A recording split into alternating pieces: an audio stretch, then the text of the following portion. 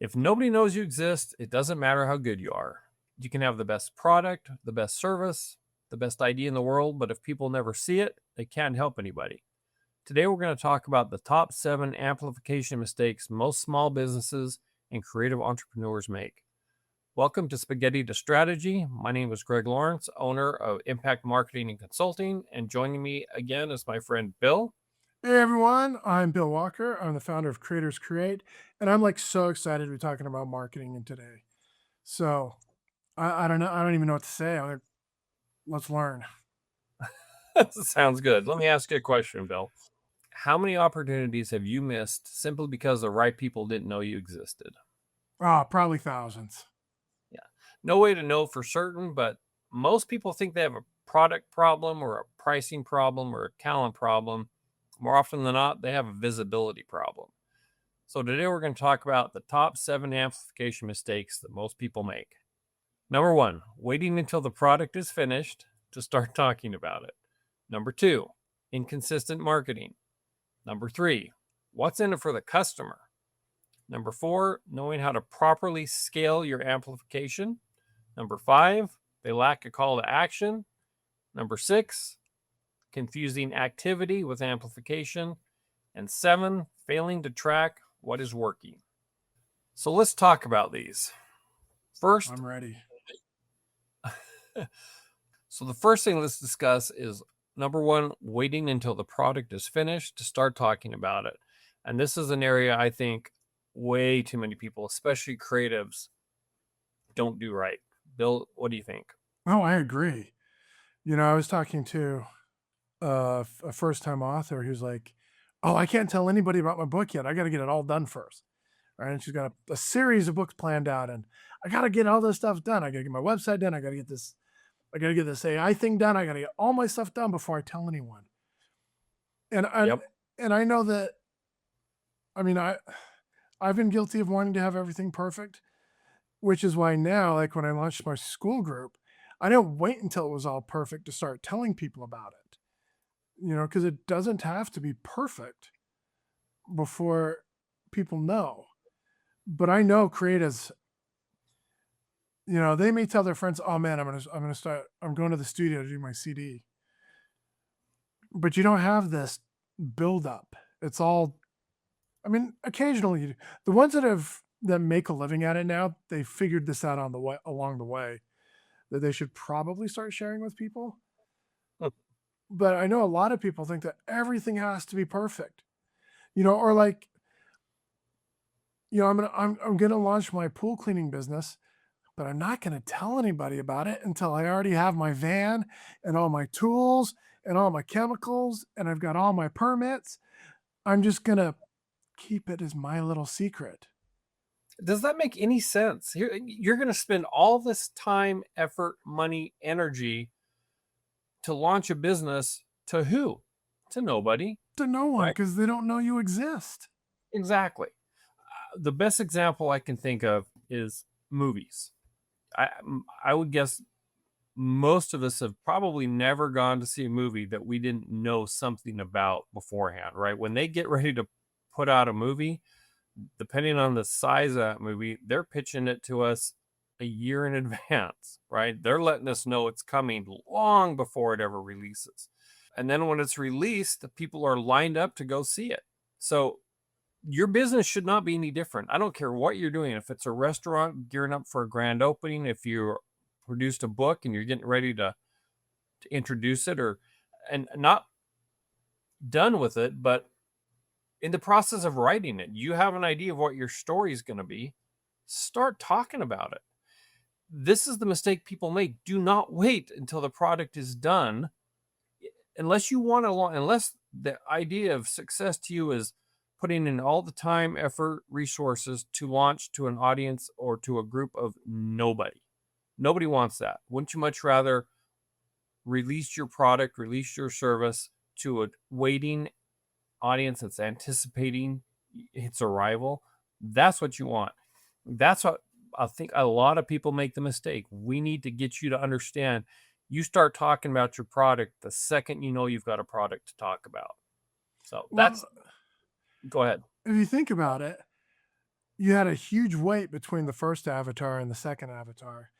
And then when the second one came out, you're like, oh, cool. This is kind of the timeline of when the next 4 are going to come out. So you knew about it. I mean, you knew about it way in advance. And, or like the Mandalorian that just came out. I'm sure most people knew about the Mandalorian movie at least a year before it was finally released. Or what do you think? Like the second Top Gun movie, or the last Mission Impossible movie. I mean, you knew about all of these movies way in advance. Yep. You don't want to start talking about your product when it's ready. You want to start talking about your product so that people will be ready for your product. That's number one. Number two is inconsistent marketing. This is another huge one. Bill, do you know anybody that's fallen into the trap of inconsistent marketing? Oh, I have. We You all know, have. it's really kind of funny.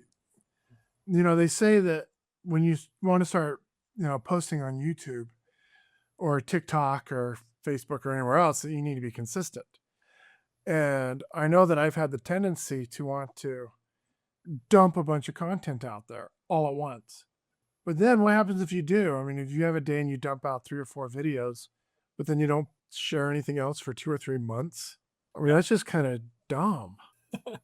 You need to be consistent, that's for sure. You've probably, if you think, in fact, I want everybody to do this for a minute. Think of a 2 or 3 products that you've seen advertised that are fresh in your mind.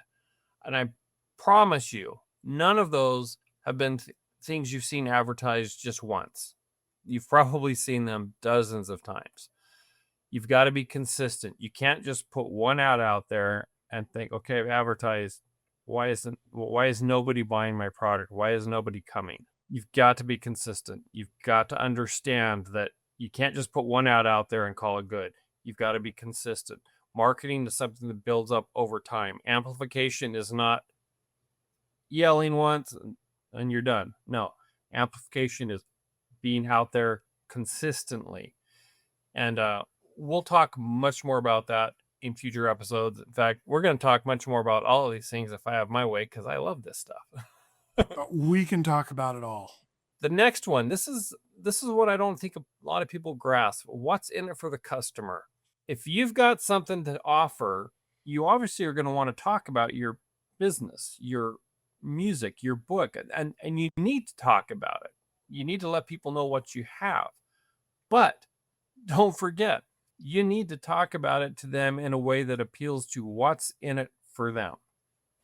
I was talking to Bill about this actually earlier today. Yep. If you had a carpet cleaning company, and yes, I talk about carpet cleaning companies a lot because I owned one for many, many years. So you'll hear this reference all the time because it's part of my life. And we'll suffer it every single time. I appreciate that. No problem. I wasn't the only carpet cleaner out there. So I definitely wanted to talk to people about what I felt set me apart from the competition. But if all I did was talk about me, I'm just bragging about me. And there's nothing wrong with bragging about yourself, but you got to do it in a way that lets the customer know what's in it for them. Why should they care what I think of myself? What can I do for them? What's in it for them? So that's the balance you need to make. You need to make sure that you're letting the customer know why should they care that you exist? Why should they care what's in it for them? And let's just face it. That's how people are. I mean, thoughts on that, Bill? Yeah, so right now I have a school community. It's all about accountability for these small business owners. But if I go around and tell everybody in all my marketing, hey, I want to build a community of X number of thousands of people, they don't care. Why do they care about my goal? Why do they care that my community exists? And, oh, I'm going to go spend money to join this thing just because he has a goal to grow? I mean, nobody cares. However, if I say I have a community and I'm going to help you transform your business, and the focus is all on the business owner, then that becomes very different because they can see what's in it for them. I'm going to help you transform. I'm going to help you grow in a way that you haven't grown before. And for my community in particular, I'm going to help you be accountable. And that's how we're going to do it, is through accountability. That gets people to move, to act on it. But if I'm just going to go, hey, can you just please help support me because I've just got this big giant ego and I don't really care about your needs, but I'd really love you to help. I'd really love for you to help me get my goals. Yeah, that would be kind of silly. Yeah, nobody's You're going to right. say yes. Actually, you know what? Your parents may say yes. You know, you may have a few friends that are go, okay, I'll throw you a bone. But most people, they don't care. Yep. Nobody Yep. cares about your book if all you do is go, hey, will you buy my book because I need to sell 10 copies by Saturday because that's what my goal is. Yeah. Or what's your book Uh, about? you need to let people know what's in it for them. Yeah, lots of people guilty of that one. Absolutely. Number 4 is knowing how to properly scale your amplification. I don't And even understand what that means. What does that mean? it means if you try to go out there as a small business owner that's just getting started, or even you've been in business for a few years and you decide, I'm going to advertise like Coca-Cola does, I'm going to be everywhere for everybody all at once, you're going to suck at all of it because you don't have the budget, the resources. You just wrong, right? You got to know how and when to scale your visibility. You need to get out there, but you need to get out there to the right people in the right markets at the right scale for the position you're in. And as you grow, then you're going to want to potentially increase your visibility, increase your amplification, grow that. But I think way too many people get out there and they think, I need to advertise on every possible platform. I need to be talking to everybody I can find. I've got to advertise in this magazine and on the radio. And no. No, that's insane. It's not feasible. So let's break this down for things that the average person can understand. So if you're going to try to say that you're going to post 4 times on YouTube, 5 times on Facebook, 5 times on LinkedIn, 5 times on Instagram, 5 times on TikTok.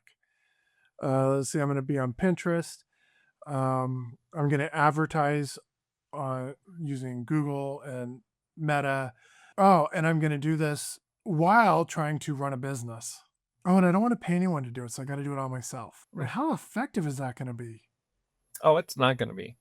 And you can, amplify on lots of platforms as long as you're doing it the right way.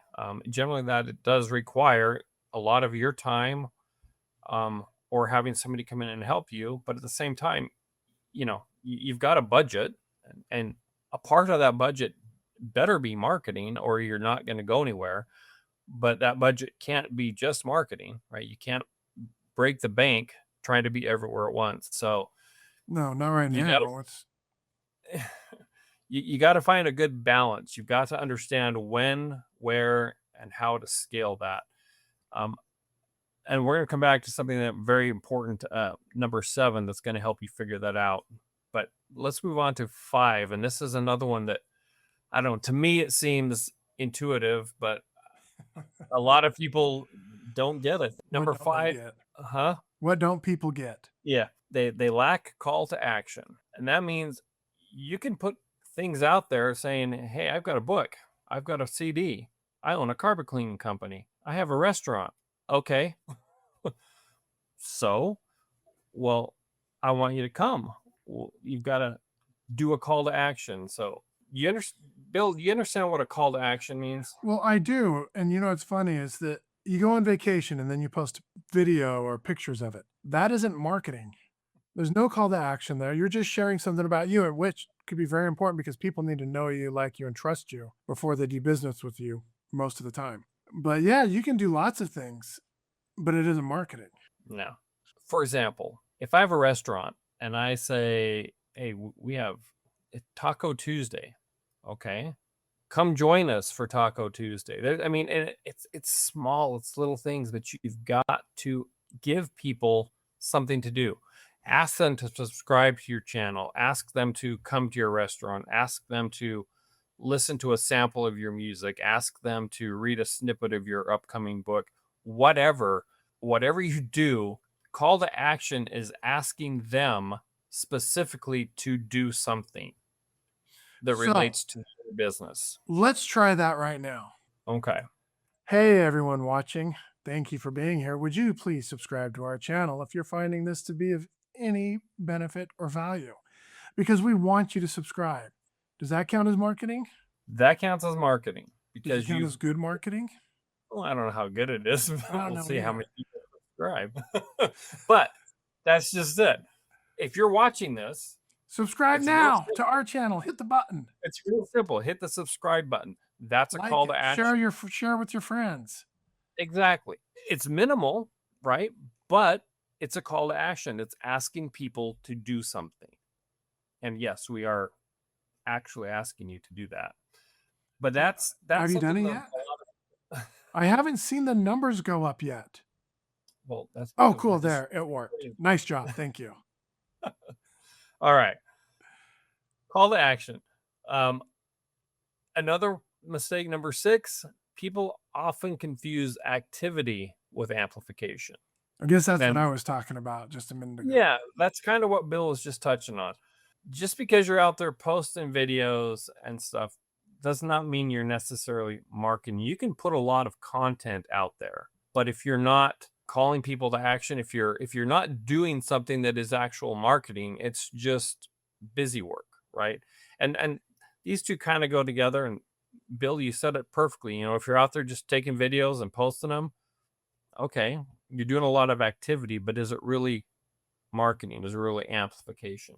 I don't know. What And if I not just drive around the city with my pool cleaning business and I've got my drone flying next to me, taking video of the car as I drive through the neighborhoods? Does that count as marketing? well, first of all, if you're driving around in your car and trying to fly your drone next to you, that's a bad idea right from the get-go. Is that a good way to die? That's a great way to die. Okay. So don't do that. But no, activity is activity and marketing is marketing, and don't confuse the two. Just because you're out there, like Bill said, driving around, letting people see your sign on your thing, or trying to get in a major accident because you're driving or trying to fly your drone, that's not marketing. Marketing has got to be directed to a core audience. It's got to have a call to action. You've got to let people know what's in it for them. Activity, as far as just like Bill said earlier, letting people know who you are, letting people know a little bit about you. There's absolutely nothing wrong with that, and that's important. But it's not necessarily marketing or amplification. It's letting people know you exist, and that's good. But proper marketing, proper amplification has got to target certain people, let them know who you are, let them know why they care, what's in it for them, and asking them for a call to action. So I got one more story about this then. Is that okay? Absolutely. All right. We're gonna come to my piano world. And I tell the students there's a big difference between playing the piano and practicing the piano. And if you come home from school and you sit around playing your favorite Disney song, which isn't part of your lesson, or you're watching YouTube and you're trying to learn a song by ear, which isn't part of your lesson, that isn't practicing. That's just playing. Practicing is very focused. You've got a goal in mind where I'm going to try to learn something. And I think that's kind of similar to the whole activity. If you just are out posting pictures of your dog, that's great. You got out there, but that's not marketing. That wasn't addressing your business needs. So what do you think? Do you think that's kind of similar? Absolutely. Playing and practicing? Yep. And that's a perfect example. Just because you're plinking away on the piano doesn't mean you're practicing. You're doing the work to get really good and effective at it. You're just messing around. That's right. That's fine from time to time, but you're not going to get good unless you practice. So the last thing we're going to talk about, and I said we'd come back to this, is failing to track what's working.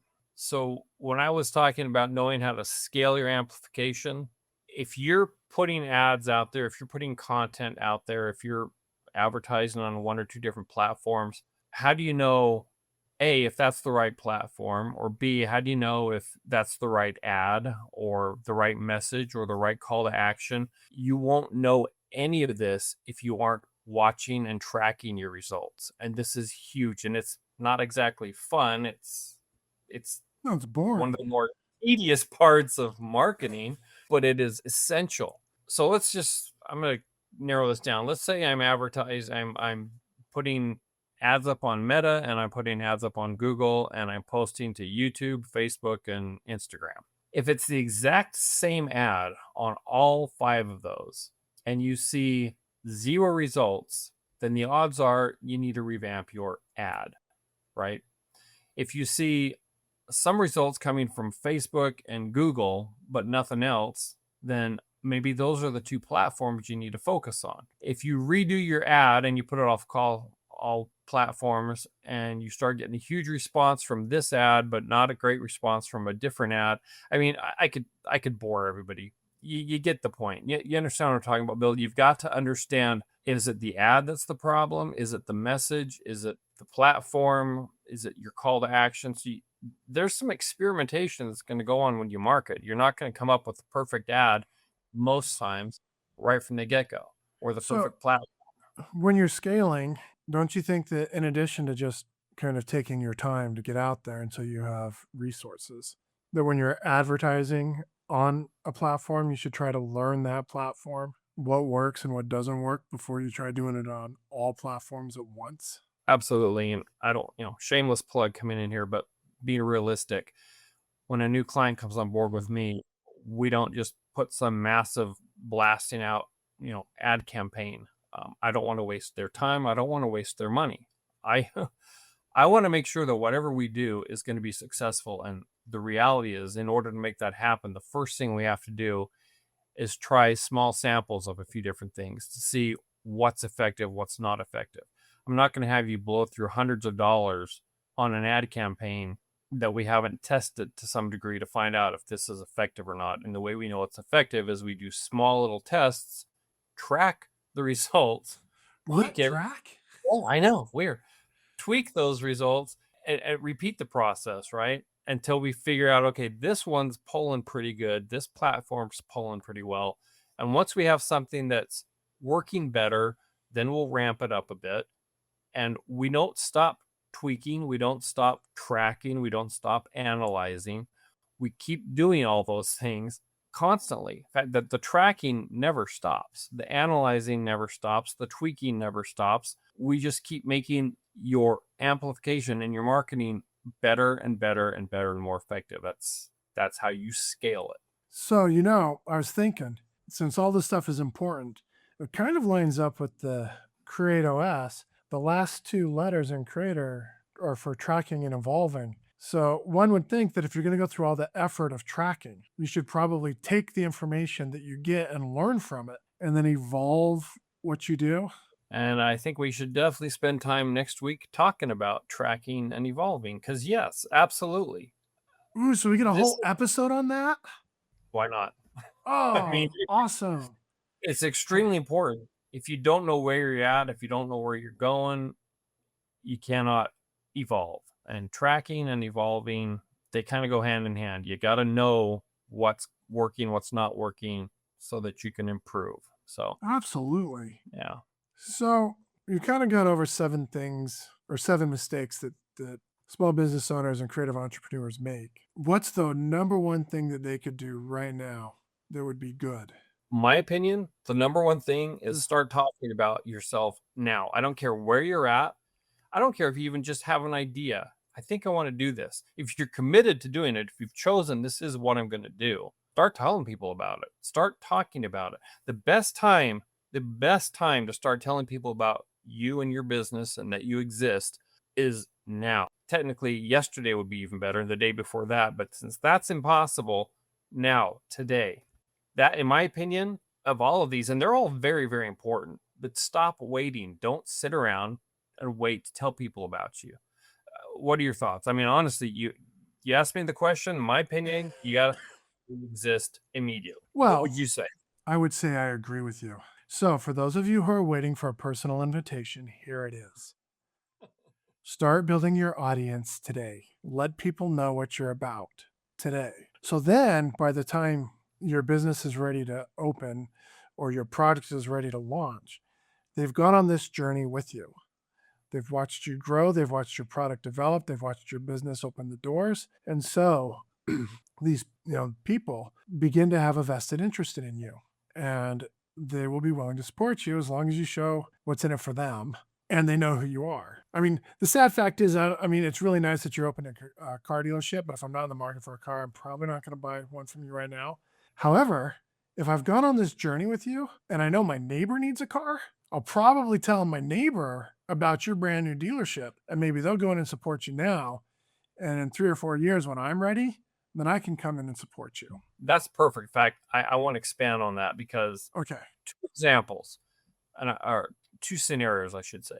You launch a car dealership, and this person we're talking about sees, oh, there's a new car dealership opening. I know my friend needs a car, but I know nothing about you. You're just another dealership that just opened. Okay, fine. But I've been hearing you talk about launching this car dealership for the last 3-6 months and all the reasons why you're excited to do this and the benefits you're going to bring to people. And now I feel like I know you a little bit because I've been, like Bill said, on this journey with you. And now you're having your grand opening. Like Bill said, I'm still not in the mood or in the market for a car, but I know my friend, my neighbor, somebody else is, and I tell them about you. And I'm inclined to tell them about you because I'm aware of you. I know you. I feel like there's something more than just random pop up. Oh, here's a dealership. Okay, whatever. It's important. It's important to let people know, whether it's a restaurant, business, book, doesn't matter. Whatever you're doing, we all know we want to patronize, work with, purchase from people we feel like we have some sort of a connection or relationship with. If you just come right out of the gate, here I am. Okay, I don't know who you are. But if you come out of the gate, we've been talking about this and now we're ready and I'm excited for you to come on this journey with me. Well, yeah, I know who you are. We've been talking, or, I'm aware of you for months. Kind of Come on, we're excited. friends now. Yeah, exactly. So start talking about yourself immediately. Start talking about your business immediately. And All right, so that was the first one. What's the second one? I think the next one that people probably fail at is being consistent. And that kind of goes along with this. If you put up a post, hey, I'm getting ready to open a restaurant. We're targeting to open in 3 months. We're excited. Okay, that's a good start. And then if you don't say anything else until 3 months later, okay, we're open. I don't really know who you are anymore. You've got to be consistent. If you're going to amplify yourself, you've got to do it on a regular basis. You want to connect with people consistently. So I really think those, and there's maybe a reason I've got them in that order. Number one, let yourself know to be consistent. I mean, that's just the way it is. You've got to get out there, and you got to get out there consistently. Can't even say that word. What for you, Bill? What would be number 2 for you? They're all so important. Yeah. Consistency is super important, but I also think scaling or knowing when to scale is super important. As one who has tried to be everywhere at once, it's exhausting. Yeah. And for those of you that see people everywhere, like Alex Ramosi or Myron Golden or Cody Sanchez and Tony Robbins and all these people that are everywhere, do you actually think they're spending all that time doing it? No.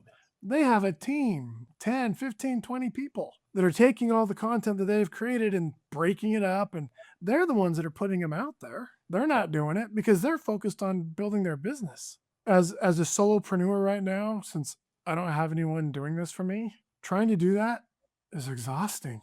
Oh, yeah. So as you can tell, we're focusing on YouTube. That's our primary. Facebook is second. Yep. So, and I guess LinkedIn would be third. But right now, YouTube is our focus. Primary platform, we're putting the bulk of our energy and resources into this one platform.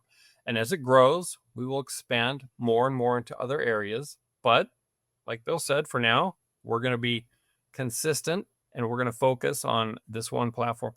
I got to do a shameless plug for Bill. You've got to check out the Creators Create, the Create OS, because the system he's put together is fantastic. And if you're wondering how to proceed and how to move forward, the information, the structure, the accountability, the things you get from the Create OS, you cannot beat that. And you need that.